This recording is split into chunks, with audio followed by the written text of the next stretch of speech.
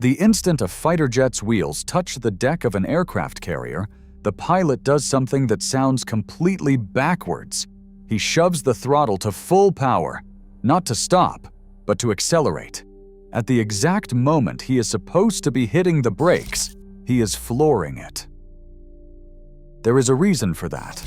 Stretched across the deck are 3 steel cables, and the jet is coming in at around 150 miles per hour. A single hook trailing from its tail has to catch one of those 3 wires. Snag one, and the aircraft gets ripped from 150 to 0 in about 2 seconds. Miss all 3, and there is less than a second of deck left before the jet runs out of ship and drops toward the ocean. That full throttle is the insurance policy. If the hook grabs nothing, the engines are already screaming, and the jet hauls itself off the bow to come around and try again. So forget the idea that this is a safety net.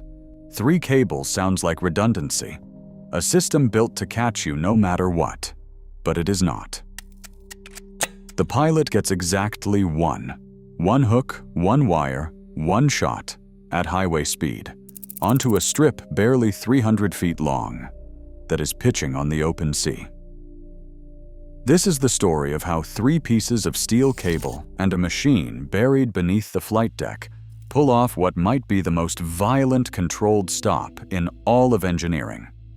And it is the story of why, after more than 50 years of that machine working almost flawlessly, the United States Navy spent billions of dollars tearing it out.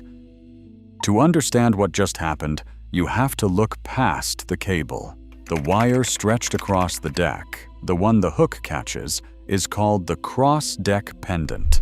It is about 100 feet of high-tensile steel rope, roughly 1.5 inches thick, propped a few inches off the deck by flat steel springs so the hook can grab it cleanly. But that cable is not what stops the jet. It is a messenger.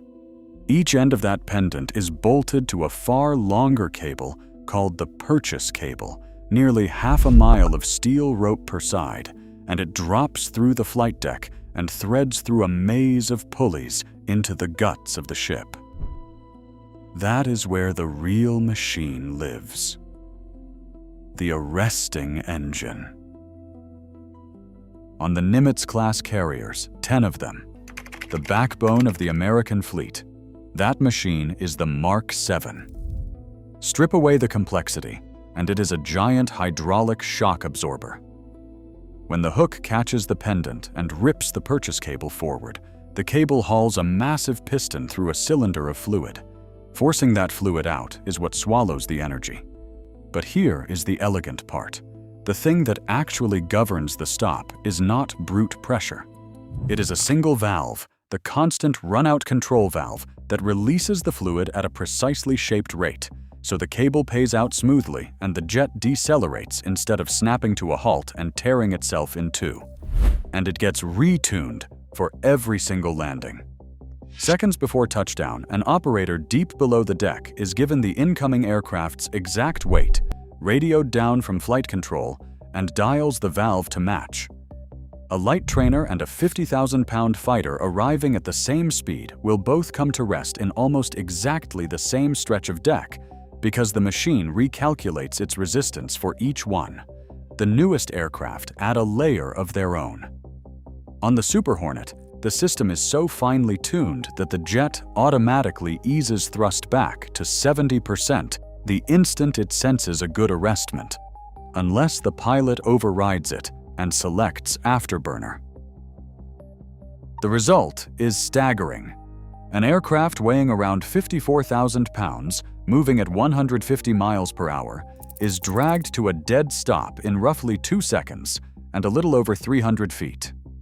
That's a deceleration of roughly 3 to 4 G-forces, enough to slam the pilot against the harness, enough that anything loose in the cockpit becomes a projectile. The jet goes from highway speed to motionless in less time than it takes to say it. Now picture the margin the pilot is actually working with. The landing zone runs at an angle across one side of the deck, and the usable stretch is only a few hundred feet, a sliver of the shortest civilian runway. The deck itself is alive, rising and falling on the swell, sometimes in total darkness, sometimes in driving rain, often with the jet low on fuel and no diversion airfield for hundreds of miles in any direction. And the target isn't the deck, it's a wire.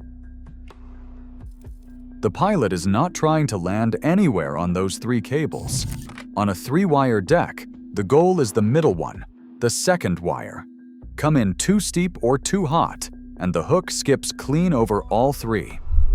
Come in too low, and the jet drives into the stern, the blunt steel wall at the back of the ship, which is exactly as catastrophic as it sounds.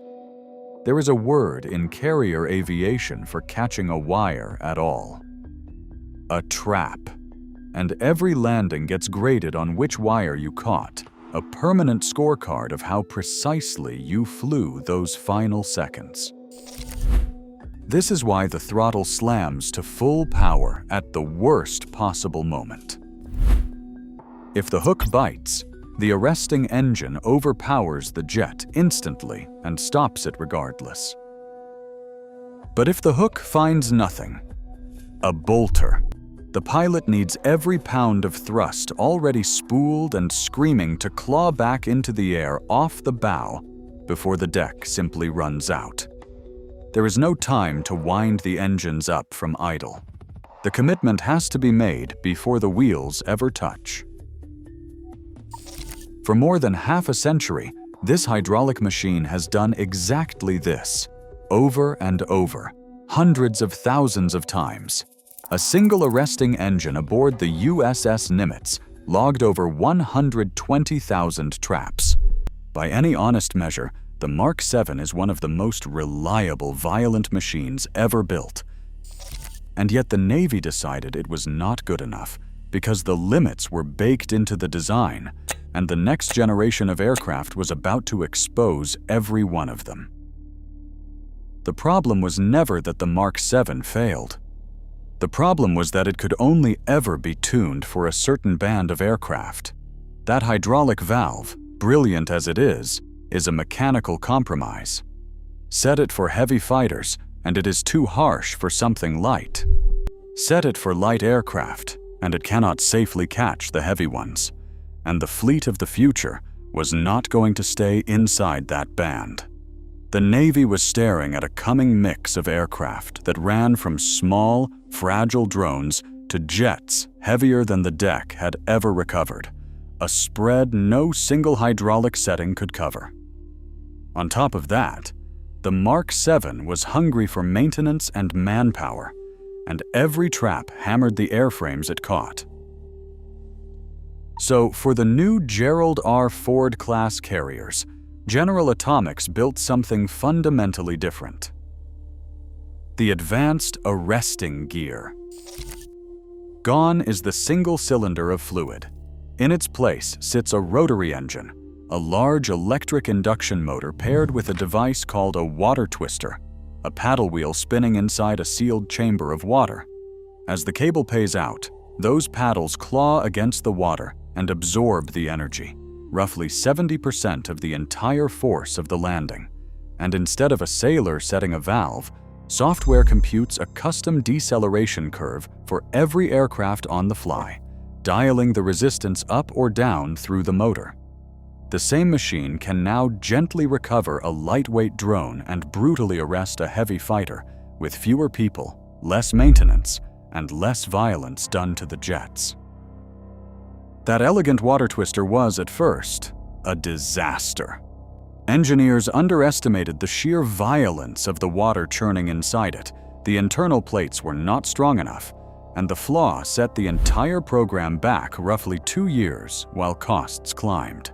It got bad enough that the Navy seriously studied ripping the new gear out and reinstalling the old proven Mark 7, until they realized going backward would cost even more.